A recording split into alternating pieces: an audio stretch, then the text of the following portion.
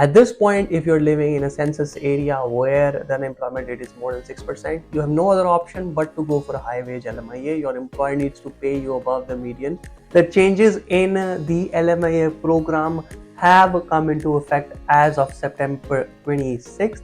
September 26, 2024, the low wage LMIA program was expected to change. However, it was discovered on that date that low wage LMIA stream is not the only stream that has been impacted. Apart from the low wage LMIA stream, there is another stream that is being impacted by these changes.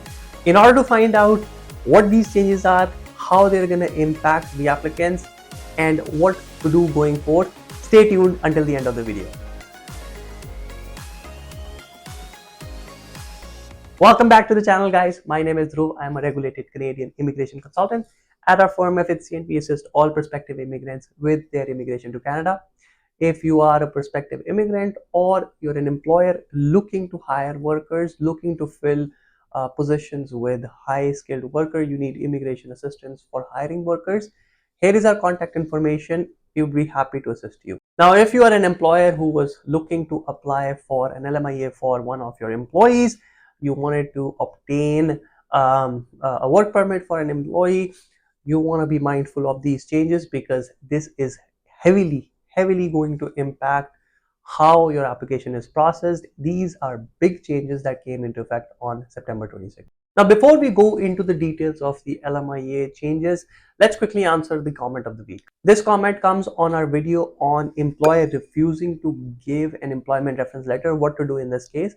And the question is, what if the employer refuses to give the employer form for OINP? What if they refuse to sign the employer form, but they are willing to give the employment letter? What to do in this case? Now, the OINP streams, the international student stream or the employer job offer foreign worker stream, these are employer job offer based streams. The employer form is a requirement. You cannot bypass that. Your employer has to fill and sign that form. If they're not willing to do that, unfortunately, you won't be able to take advantage of that stream. Employment letter alone is not enough to apply under these OINP streams. I hope this helps. Now, guys, let's go over the changes under the LMIA program that came into effect on September 26th. So here on the screen, you can see a document. This is a document by ESTC that talks about refusal to process a labor market impact assessment application. And here they talk about the new measures. So guys, first of all, what are these new measures? Let's go over these new measures in detail.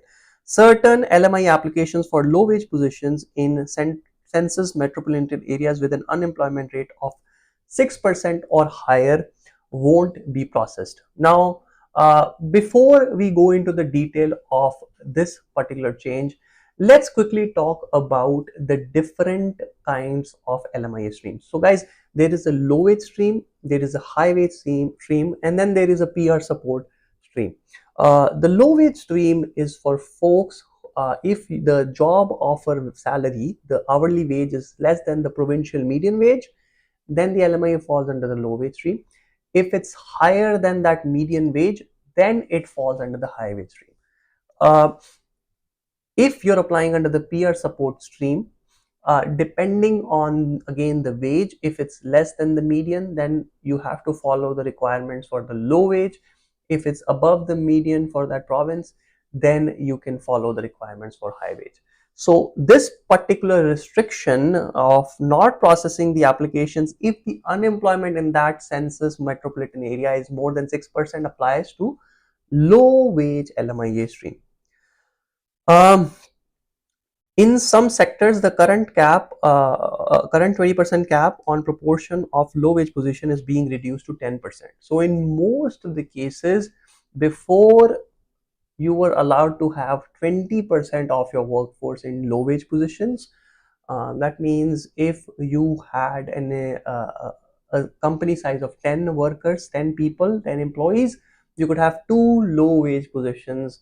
That is 20% of the workforce. Now that has been reduced to 10%. In construction and healthcare, before the cap used to be 30%, it has been reduced to 20%.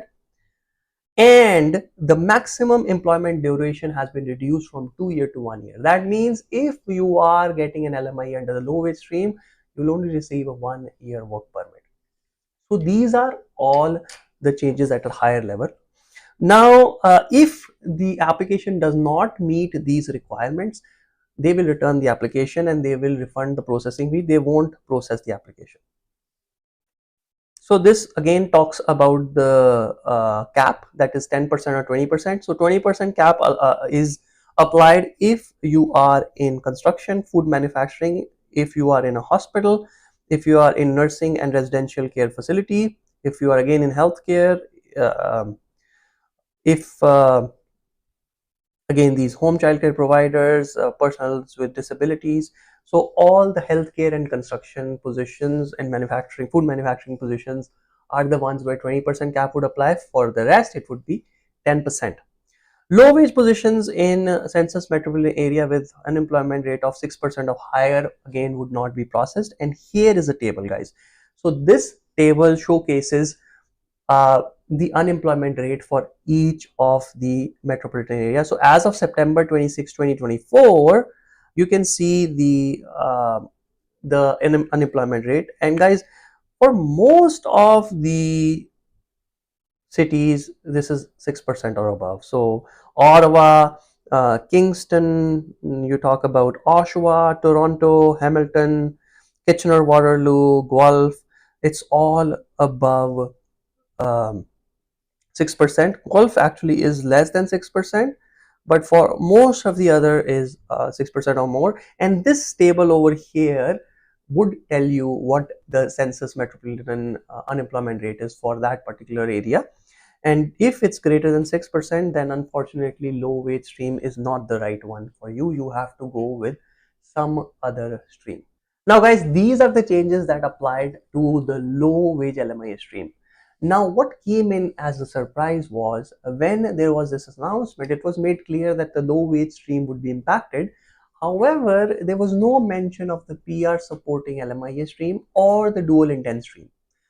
However, now once this policy was released, it was found that even the dual intent LMIAs, which fell under the low wage category, that is the dual intent LMIA where the salary being offered was below the median for that particular province, is coming under these restrictions as well. That means whatever restrictions we just talked about with regards to the cap, with regards to the unemployment rate, and with regards to the number of positions that you can fill, applies to dual intent as well. Guys, before the dual intent LMIA did not have any cap or any restrictions. Now they are saying that the dual intent LMIA will also follow the same, almost the same restrictions as a low wage LMIA. So here on the screen again, you can see the program requirement for permanent residence LMIA. And in the program requirement, you see new has been added besides some of these requirements. And if we look at the cap, you'll see that as of September 26, certain dual intent LMIA for low wage are subject to 10% cap. Similarly, they have the restrictions with regards to the unemployment rate as well. And all those particular restrictions are now applying to dual intent LMIA as well. Now guys, just to make it clear, if you are just applying for a PR support LMIA without a work permit, that is not a dual intent LMIA, then the old conditions apply, then you do not need to worry about any changes. But if you are applying for a dual intent, then these changes are going to impact you. So if you are applying for a dual intent LMIA and you want a work permit, at this point, if you're living in a census area where the unemployment rate is more than 6%, you have no other option but to go for a high wage LMIA. Your employer needs to pay you above the median provincial. And here on the screen, you can see a table that talks about the provincial median wage. You need to make sure that your employer pays you that much if you want to qualify for the high wage stream and avoid these restrictions. That's it for this video, guys. In summary, the restrictions on low wage position have been discussed. There is a restriction on the cap has been reduced to 10%. If the unemployment is greater than 6%, you cannot apply under the low wage position. If you're applying for a dual intent LMIA asking for a work permit, again, if it's under the low wage category, then you are again subject to restrictions. If you are only applying for a PR support LMIA, you don't need to worry about any changes. High wage LMIA, again, no changes. If you want to apply for a work permit, you want to obtain a work permit, and you are living in Toronto or Kitchener-Waterloo, London, where the unemployment is greater than 6%, then you have no other option but to apply for a high wage LMIA in order to obtain a work permit later on. So those are all the changes with regards to the LMIA process. They have added a lot of restrictions. They are making it harder and harder, and it aligns with government's current stance to reduce the number of temporary residents in Canada. If you are an employer or even an employee, make sure you know these changes before you go ahead with any application going forth. That's it for today, guys. If you like this video, please hit the like button, subscribe to the channel, and hit that bell icon so you are notified about any new video that we upload. Thanks a lot for watching, guys, and I'll see you in the next video.